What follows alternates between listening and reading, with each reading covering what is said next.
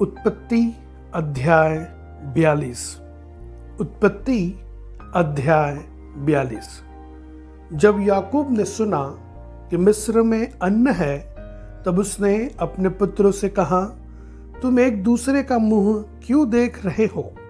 फिर उसने कहा, मैंने सुना है कि मिस्र में अन्न है, इसीलिए तुम लोग वहां जाकर हमारे लिए अन्न मोल ले आओ, जिससे हम न मरे वरन जीवित रहे। अतः यूसुफ के 10 भाई अन्न मोल लेने के लिए मिस्र को गए। पर यूसुफ के भाई बिन्यामीन को याकूब ने यह सोचकर भाइयों के साथ न भेजा कि कहीं ऐसा न हो कि उस पर कोई विपत्ति आ पड़े। इस प्रकार जो लोग अन्न मोल लेने आए, उनके साथ इज़राइल के पुत्र भी आए, क्योंकि कनान देश में भी भारी अकाल था। यूसुफ तो मिस्र देश का अधिकारी था और उस देश के सब लोगों के हाथ वही अन्न बेचता था। इसीलिए जब यूसुफ के भाई आए, तब भूमि पर मुंह के बल गिर के उसको दंडवत किया। उनको देखकर यूसुफ ने पहचान तो लिया, परंतु उनके सामने भोला बनके कठोरता के साथ उनसे पूछा, तुम कहां से आते हो? उन्होंने कहा, हम कनान देश से अन्न मोल लेने के लिए आए हैं। यूसुफ ने अपने भाइयों को पहचान लिया, परंतु उन्होंने उसको न पहचाना। तब यूसुफ अपने उन स्वप्नों को स्मरण करके जो उसने उनके विषय में देखे थे, उनसे कहने लगा, तुम भेदिए हो, इस देश की दुर्दशा को देखने के लिए आए हो। उन्होंने उससे कहा, नहीं नहीं, हे प्रभु, तेरे दास भोजन वस्तु मोल लेने के लिए आए हैं। हम सब एक ही पिता के पुत्र हैं, हम सीधे मनुष्य हैं, तेरे दास भेदिए नहीं। उसने उनसे कहा, नहीं नहीं, तुम इस देश की दुर्दशा देखने ही को आए हो। उन्होंने कहा, हम तेरे दास 12 भाई हैं और कनान देशवासी एक ही पुरुष के पुत्र हैं, और छोटा इस समय हमारे पिता के पास है और एक जाता रहा। तब यूसुफ ने उनसे कहा, मैंने तुमसे कह दिया कि तुम भेदिए हो, अतः इसी रीति से तुम परखे जाओगे। फिरौन के जीवन की शपथ, जब तक तुम्हारा छोटा भाई यहाँ न आए, तब तक तुम यहाँ से न निकलने पाओगे। इसलिए अपने में से एक को भेज दो कि वह तुम्हारे भाई को ले आए, और तुम लोग बंदी रहोगे। इस प्रकार तुम्हारी बातें परखी जाएगी कि तुम में सच्चाई है कि नहीं। यदि सच्चे न ठहरे, तब तो फिरौन के जीवन की शपथ तुम निश्चय ही भेदिए समझे जाओगे। तब उसने उनको 3 दिन तक बंदी गृह में रखा। तीसरे दिन यूसुफ ने उनसे कहा, एक काम करो, तब जीवित रहोगे, क्योंकि मैं परमेश्वर का भय मानता हूं। यदि तुम सीधे मनुष्य हो, तो तुम सब भाइयों में से एक जन इस बंदी गृह में बंधुआ रहे, और तुम अपने घर वालों की भूख मिटाने के लिए अन्न ले जाओ, और अपने छोटे भाई को मेरे पास ले आओ। इस प्रकार तुम्हारी बातें सच्ची ठहरेगी और तुम मार डाले न जाओगे। तब उन्होंने वैसा ही किया। उन्होंने आपस में कहा, निसंदेह हम अपने भाई के विषय में दोषी हैं, क्योंकि जब उसने हमसे गिड़गिड़ाकर विनती की, तब भी हमने यह देखकर कि उसका जीवन कैसे संकट में पड़ा है, उसकी न सुनी। इसी कारण हम भी अब इस संकट में पड़े हैं।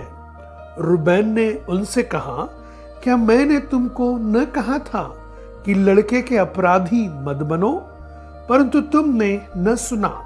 देखो, अब उसके लहू का पलटा लिया जाता है। यूसुफ की और उनकी बातचीत एक दुभाषिया के द्वारा होती थी। इससे उनको मालूम न हुआ कि वह उनकी बोली समझता है। तब वह उनके पास से हटकर रोने लगा। फिर उनके पास लौटकर और उनसे बातचीत करके उनमें से शिमोन को छांट निकाला और उनके सामने उसे बंदी बना लिया। तब यूसुफ ने आज्ञा दी कि उनके बोरे अन्न से भरो और एक एक जन के बोरे में उसके रुपए को भी रख दो, फिर उनको मार्ग के लिए भोजन वस्तु दो।